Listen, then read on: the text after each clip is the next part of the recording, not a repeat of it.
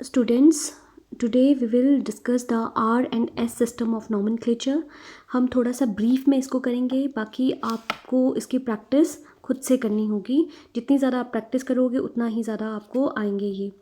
तो this system was given by Cahn Ingold and Prelog ने ये R and S system of configuration दिया था. तो उन्होंने कुछ रूल्स बनाए थे प्रायोरिटी डिटरमाइन करने के लिए, इसीलिए हम इनको CIP रूल्स भी कहते हैं.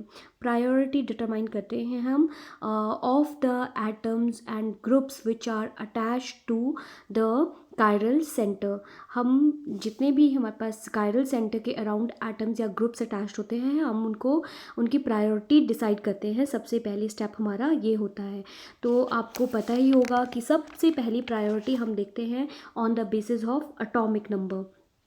एटॉमिक नंबर जब सेम होता है तो हम अगर इन केस आपका एटम सेम है but they have different mass number, तो हम हायर मास नंबर वाले को भी प्रायोरिटी देते हैं. These are different rules.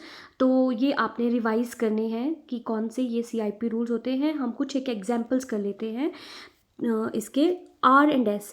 R stands for rectus, means अगर हमारी क्लॉकवाइज रोटेशन होगी तो हम उस कंपाउंड को रेक्टस R कॉन्फ़िगरेशन देंगे.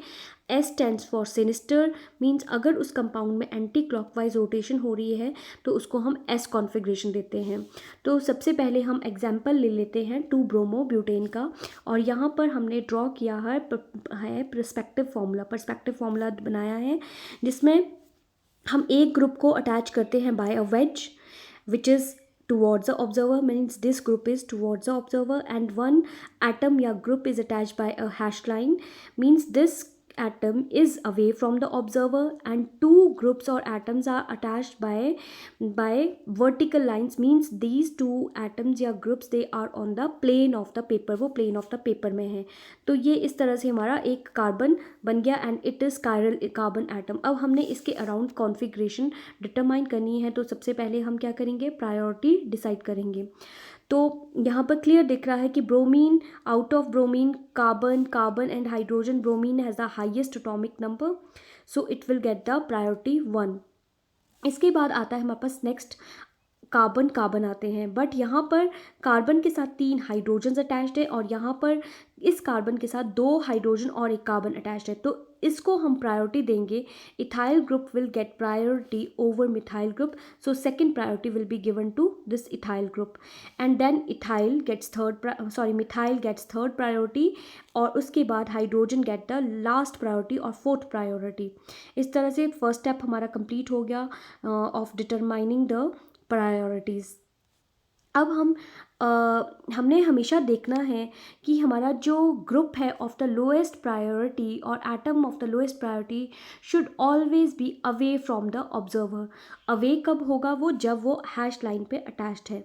तो यहाँ पर हमारा H जो लोएस्ट प्रायोरिटी का एटम है, it is away from the observer, जैसा कि हमें इस हैश लाइन से पता चल रहा है. तो मीन्स जो भी कॉन्फ़िगरेशन होगी हम इसको अब देखेंगे. अब हमने 1 से लेकर 2 को मूव करना है, एक एरो ड्रॉ करना है फ्रॉम 1 to 2. तो अगर ये एरो हमारा एंटी क्लॉकवाइज डायरेक्शन में जा रहा है इस केस में, तो ये एंटी क्लॉकवाइज का मतलब क्या है, इट हैज़ S कॉन्फ़िगरेशन. तो this molecule has S configuration, it is S two bromo butane. अब अगर हम इसी का ही मिरर इमेज देखें, वो बन जाएगी इस तरह से. अगेन हमने प्रायोरिटीज़ डिटरमाइन की. नाउ 1 से लेकर 2 तक जो एरो जा रहा है तो वो जा रहा है क्लॉकवाइज डायरेक्शन में, तो इट इज़ R2-ब्रोमो-ब्यूटेन.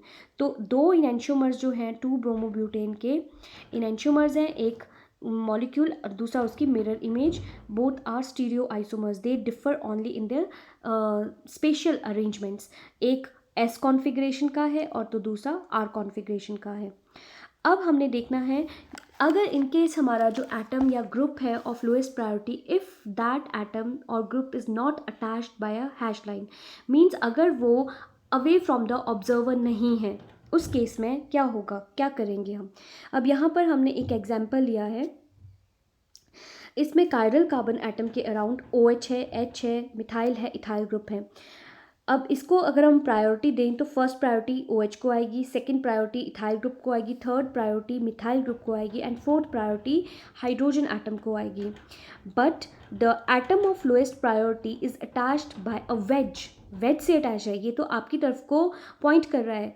तो इस केस में हमारा पहला स्टेप रहेगा कि हम इसको हमने कहाँ पर लाना है, हैश लाइन पर लाना है. तो H और CH3 को हम इंटरचेंज कर देंगे इनकी पोजीशन को. हाँ, we will switch methyl group with the hydrogen atom. Switch करने के बाद अब हमारे पास क्या आ रहा है, OH. यहाँ पे दिस इज H. OH और मिथाइल ग्रुप की पोजीशंस वही हैं, बस हमने मिथाइल और हाइड्रोजन एटम की पोजीशंस को चेंज कर दिया है. नाउ प्रायोरिटीज़ के अकॉर्डिंग 1, 2 एंड 3 इधर आ रहा है एंड 4. हमने एरो ड्रॉ करना है फ्रॉम 1 to 2. तो ये किस डायरेक्शन में जा रहा है, क्लॉकवाइज डायरेक्शन में. तो अकॉर्डिंग टू दिस जो हमने स्विचिंग के बाद हमारा मॉलिक्यूल बना है उसकी कॉन्फ़िगरेशन आ रही है R. बट हमने ये किसकी कॉन्फ़िगरेशन है, ये हमारे ये दूसरे स्टीरियो आइसोमर की है, क्योंकि हमने यहाँ पर इंटरचेंज की हैं पोजीशंस. तो लेकिन जो ओरिजिनल मॉलिक्यूल होगा उसकी कॉन्फ़िगरेशन इस मॉलिक्यूल से ऑपोजिट होगी, because we have switched the two atoms और ग्रुप्स विद ईच अदर. तो ये जो कॉन्फ़िगरेशन निकली है वो इसके दूसरे स्टीरियो आइसोमर की कॉन्फ़िगरेशन है. तो जो एक्चुअल कॉन्फ़िगरेशन है मॉलिक्यूल की वो है S. तो this molecule has the S configuration.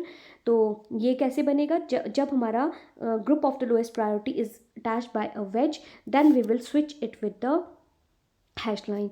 यहाँ पर हम CH3 और हाइड्रोजन एटम को इंटरचेंज करेंगे और फिर जो कॉन्फ़िगरेशन आएगी उसका इन्वर्स हो जाएगा, उसकी उल्टी कॉन्फ़िगरेशन होगी, दूसरी कॉन्फ़िगरेशन होगी मीन्स. अब यहाँ पर एक एग्जाम्पल ऐसा है कि जब भी हम एरो ड्रॉ करते हैं 1 से 2 तक, कई बार क्या होता है हमारे पास उसके बीच में फोर्थ प्रायोरिटी का या थर्ड प्रायोरिटी का ग्रुप या एटम भी आ सकता है. For example in this case मैं आपको एग्जांपल देती हूँ पहले. फॉर एग्जांपल हमारी अरेंजमेंट कुछ इस तरह से है, first priority, second priority, third priority and fourth priority. हमारे पास 2 ऑप्शंस हैं कि हम एरो 1 से 2 तक यहाँ ऐसे भी ड्रॉ कर सकते हैं, हम 1 से 2 तक एरो यहाँ से भी ड्रॉ कर सकते हैं. बट एक बात आपने हमेशा याद रखनी है कि we should always draw past 4, मतलब 4 को हम सरपास कर सकते हैं बट हमने कभी भी 3 को सरपास नहीं करना है. तो हमारा जो एरो 1 से 2 तक पॉइंट करेगा वो 4 को सरपास कर जाएगा या ड्रॉ पास्ट कर देगा. बट अगर हम इस तरह से करेंगे 1 से 2 में जाने के लिए थर्ड को सरपास करेंगे, दैट विल बी रॉन्ग. तो अगर हम यहाँ से 1 से 2 को मूव करेंगे क्लॉकवाइज डायरेक्शन में तो इसकी कॉन्फ़िगरेशन R आएगी which will be right configuration. अगर हम इस तरह से करेंगे जब हमने सरपास किया थर्ड को तो वो कॉन्फ़िगरेशन S आ रही है, वो गलत होगी, क्योंकि हम कभी भी थर्ड ग्रुप प्रायोरिटी वाले ग्रुप को सरपास नहीं करते हैं. इसके बाद हमारे नेक्स्ट आ जाते हैं फिशर प्रोजेक्शन फॉर्मूले.